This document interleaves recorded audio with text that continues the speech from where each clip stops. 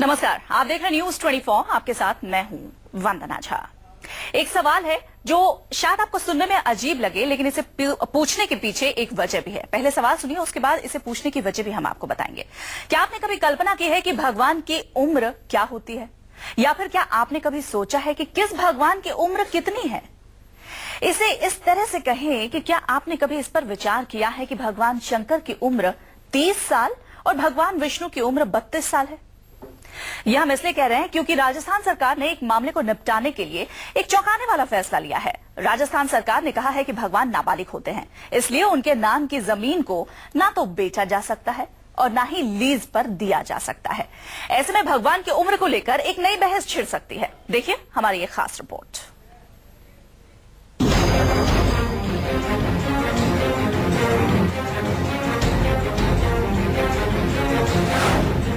राजस्थान सरकार का भगवान पर फरमान। आज की सबसे चौंकाने वाली खबर,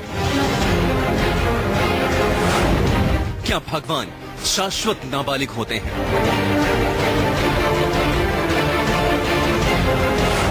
क्या 22 साल बाद मिला भगवान को इंसाफ? क्या जयपुर में बना 300 करोड़ का होटल टूटेगा?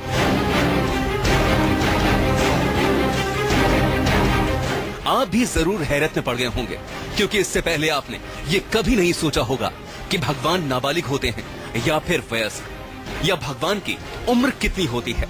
लेकिन राजस्थान सरकार ने अपने फैसले में साफ कर दिया है कि भगवान शाश्वत नाबालिग होते हैं।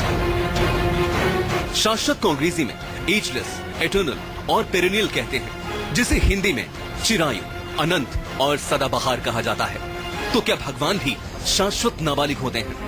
अब सुनिए, आखिर राजस्थान सरकार ने यह फैसला क्यों दिया। यह है जयपुर का 5 स्टार होटल ट्राइडेंट। यह होटल जयपुर में जल महल के ठीक सामने बना है।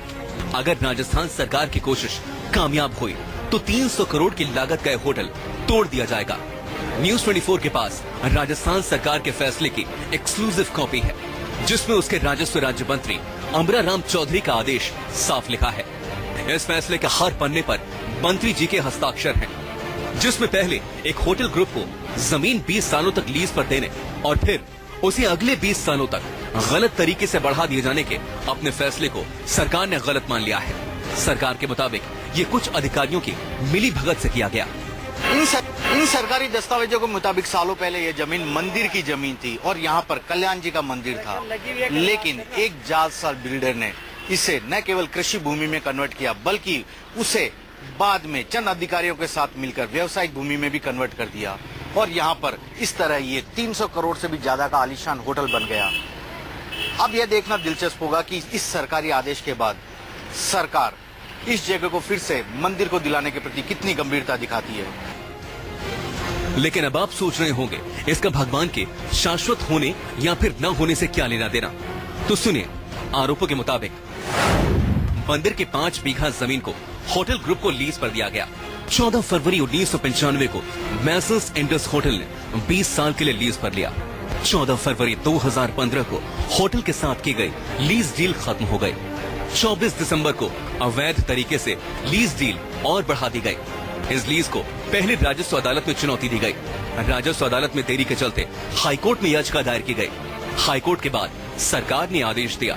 2 तारीख को फैसला कर दिया रेवेन्यू मिनिस्टर जी ने, और उन्होंने दोनों लीज रिन्यूअल को भी और ओरिजिनल 95 को रद्द कर दिया। ये मान लिया कि ये सब काम गैर कानूनी हुआ।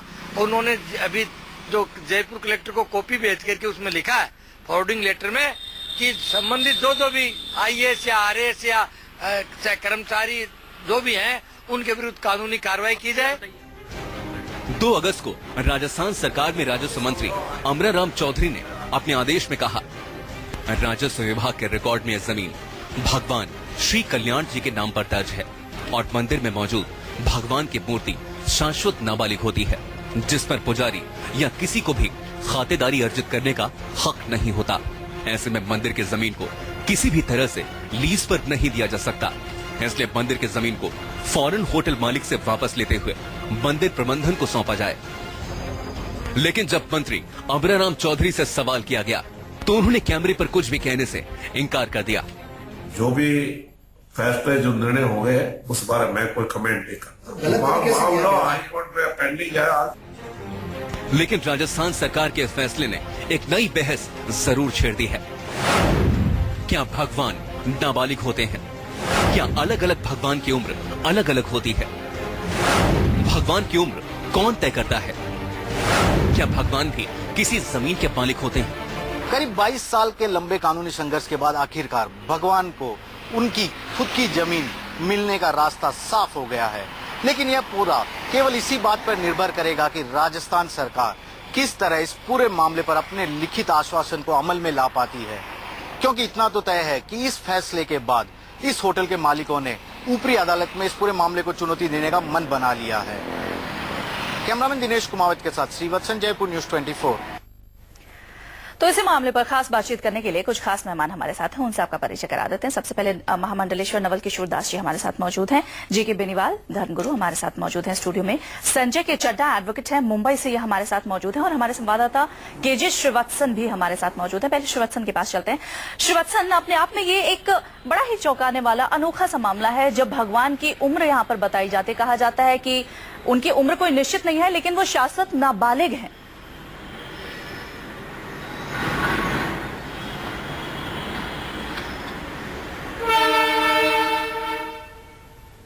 शिवचन, आप तक हमारी आवाज पहुंची? देखिए, सरकार का यह फैसला निश्चित तौर पर चौंकाने वाला है, खास तौर पर राजस्व मंत्री जिनके पास ये अधिकार होता है कि वह जमीन पर से जुड़े जितने विवाद है उसका फैसला ले। लेकिन सबसे बड़ी बात है कि सरकार खुद मान चुकी है कि जो लीज पे इस होटल को जमीन दी गई थी वह पूरी तरह गलत थी।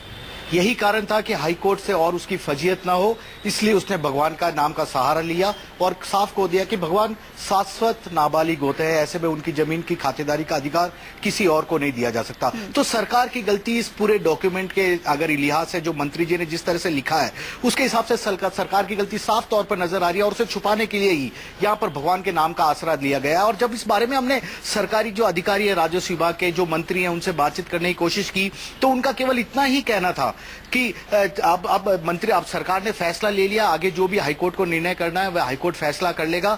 लेकिन इतना तो तय है कि मंदिर की जमीन थी, लेकिन लीज पर कैसे दी गई वो भी एक एजेंट को, ये अभी जांच का विषय है और आगे जांच इस पूरे मामले की होगी। तो इस मामले पर क्या जांच के लिए कोई कमेटी भी बिठाई गई है श्रीवत्सन?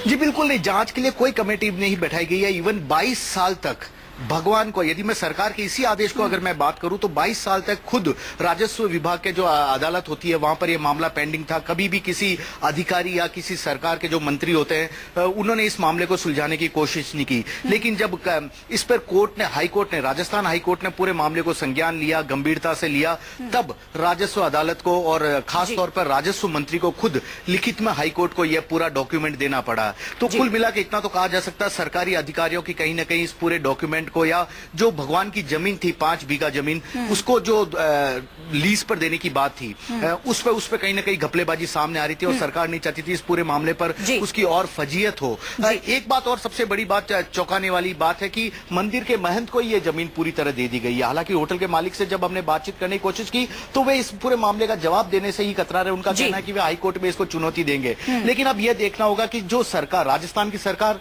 ने अपने जयपुर में मेट्रो बनाने के लिए कई सारे मंदिरों को तुड़ाया, तो उस वक्त तो वो शायद सरकार की नजर में कोई भी ऐसा मंदिर नहीं था जहां भगवान नाबालिग हैं या बालिग हैं, इस तरह की बात सामने नहीं आई। लेकिन इस मुद्दे पर सरकार खुद अब भगवान के शाश्वत नाबालिग होने की बात कर रही है। तो शाश्वत नाबालिग, ये शब्द जो आ रहा है महामंडलेश्वर नवल किशोर दास जी, शाश्वत नाबालिग होता क्या है? अगर नाबालिग है तो शाश्वत कैसे, अगर शाश्वत है तो नाबालिग कैसे? भाववर्ष भगवान सुख निधान करुणायतन, परमात्मा की जो स्वरूप है उसके आधार पर जो उपास्य होता है उसके तरह से भगवान के साथ संबंध किया जाता है। नाते तो ही मुझे अनेक भावे सोई मानी। राम जन्मभूमि का केस चल रहा है, भगवान वहाँ बाल रूप में है और उनके प्रतिनिधि चुनाव लड़ते हैं, वो केस लड़ते हैं, तो वहाँ भगवान बाल रूप में है। कहीं राजा राम के रूप में है तो वहाँ उनका प्रतिनिधि सुनिए पूरी। नवल जी, मैं सिर्फ एक छोटा सा सवाल ये पूछ रही हूँ, जो शाश्वत है वो नाबालिग कैसे हो सकता है? नहीं देखिए, जहाँ भगवान की बाल रूप में प्रतिष्ठा की गई है तो उस रूप में ही पूजा होगी, चाहे वो 100 वर्ष पुराना मंदिर है। चाहे वो 1000 वर्ष पुराना मंदिर है। तो उनके नाम से जमीन कैसे दी जा सकती हाँ, है? मैं वही तो बता रहा हूँ आपको। होता है क्या है, भगवान की जो चल अचल संपत्ति होती है, मालिक भगवान होते हैं उसके, परंतु वहाँ का जो प्रबंधक होता है वो सरबराहकार होता है, ठीक है। प्रतिनिधि होता ठीक है। है। उस जमीन को न बेचा जा सकता है, न गिरवी रखी जा सकती है, न लीज पे दी जा सकती है, केवल उसका सदुपयोग किया जा सकता है। बेनीवाल जी, अगर कोई नाबालिग है तो उसके नाम से कोई भी जमीन कैसे हो सकती है, कोई भी प्रॉपर्टी कैसे हो सकती है? वंदना जी, यहाँ समझना पड़ेगा, ये धार्मिक मामला है। मैं ये जो भौतिक मामला जो बता रहे हैं, मुझे नहीं मालूम वो नहीं, लीज पे बेनीवाल कैसी जी, थी। असल में ये धार्मिक मामला है नहीं, सिर्फ धर्म से जोड़ के इसलिए देखिए, दिखाया जा रहा है धर्म से ताकि लोगों की गलतियां छुप देखिए, सके। आपने कई लोग देखिए, संपत्ति आपने लेके दो चीजें, आश्रमों में- आपने 2 स्वरूप बताए। भगवान के 2 स्वरूप होते हैं। श्री कृष्ण भगवान मथुरा में जन्म लेके आए, 6 दिन में पूतना को मार डाला। अरे वहां के जानते हैं पूतना कितनी थी? 18 कोस तक जब वो गिरी तो 18 कोस तक के पेड़ गिर गए।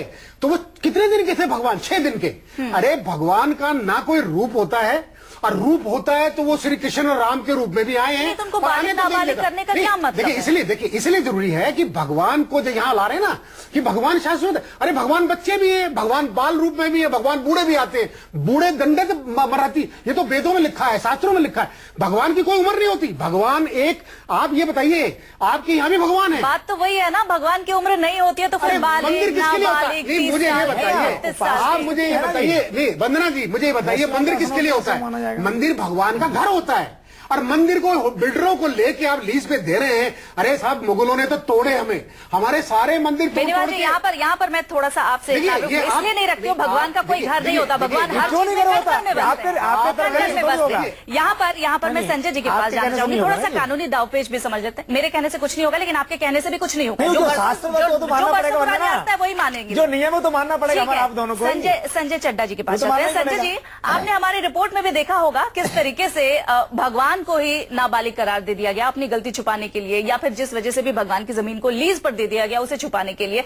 अब इस केस में अगर शाश्वत नाबालिग भगवान हैं, अब आगे इसमें और क्या उपाय बचते हैं? क्या सीधा ये जमीन भगवान के पास आएगी, या फिर भगवान का जो मंदिर था या जो भी 5 एकड़ जमीन है उसका जो भी रख रखाव जिसके भी नाम से करना है वो हो जाएगा, या फिर लीज वाली जो बात सामने आ रही है, लीज जिसने भी लिया था उसे इस बात से कोई फायदा होगा? भगवान का नाबालिग होना कितना फायदेमंद हो सकता है राजस्थान सरकार के लिए? देखिए, यहाँ पे जो सबसे महत्वपूर्ण बात है वो मैं बताना चाहूंगा कि लीगल प्रपोजिशन क्या है। सबसे पहले ये समझिए, 2 तरीके का पर्सन होता है। एक पर्सन पे ही केस हो सकता है, या पर्सन के द्वारा ही केस किया जा सकता है। 2 तरीके का होता है। एक होता है नेचुरल बॉर्न, जो हम सब लोग इंडिविजुअल हैं। एक होता है ज्यूरिस्टिक पर्सन। तो कई सुप्रीम कोर्ट ने, कई वेरियस हाई कोर्ट्स ने जजमेंट्स दिए हैं। उन जजमेंट्स में ज्यूरिस्टिक पर्सन की श्रेणी में जो भगवान है उसको रखा गया है।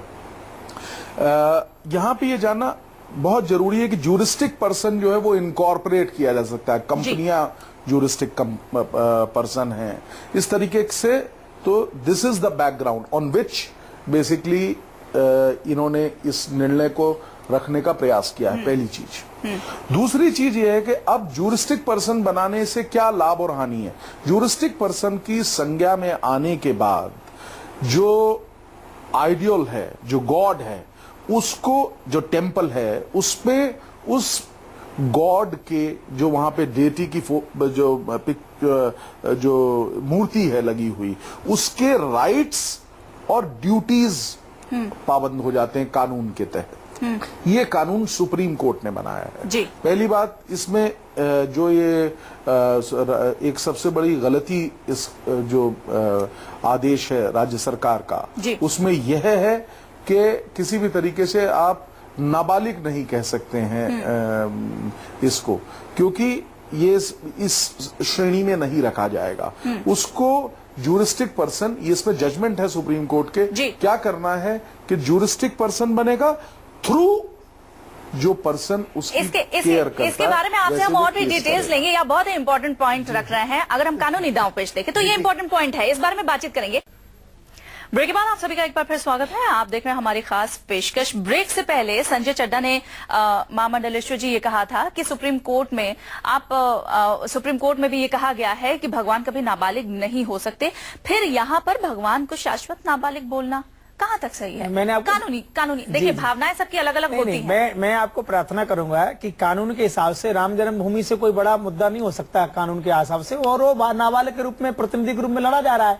और वहां की मैं आपको प्रार्थना करना चाहूंगा कि मंदिर की जो संपत्ति होती है, भगवान उसके मालिक हैं, केवल वहां का प्रबंधक उसका प्रतिनिधि है, और भगवान शाश्वत रूप से हमारे संबंध के बात ऊपर तो यही है ना, है। जब मीरा वो उनको भगवान पति के रूप में की- जब वो मानती है, भगवान की या उनके प्रतिनिधि की प्रॉपर्टी है, तो फिर इतने सालों से लीज पर कैसे दिया गया, लीज क्यों पे दिया देखिए, गया? मैडम, सवाल ये हमारे- है। देखिए- और अपनी गलती को छुपाने के लिए राजस्थान सरकार अब ये कह रही है कि भगवान नाबालिग है और अब वापस ये जमीन नहीं, दे दी जानी शाश्वत चाहिए। भगवान तो चलिए, सर्वत्र है। जी, वक्त की यहाँ पर थोड़ी सी कमी है। आप लोगों का मैं शुक्रिया अदा करना चाहूंगी। महामंडलेश्वर जी आपका, जेके बेनीवाल जी और संजय चड्डा जी आपका बहुत बहुत शुक्रिया। श्रीवत्सन भी हमें जानकारी दे रहे थे जयपुर से। श्रीवत्सन, आपका भी बहुत शुक्रिया। आप अपनी नजर बना रखिए, अपडेट के लिए आपके पास लौटेंगे। इसी के साथ हमारी इस खास पेशकश में इतना ही। एक छोटे से ब्रेक के बाद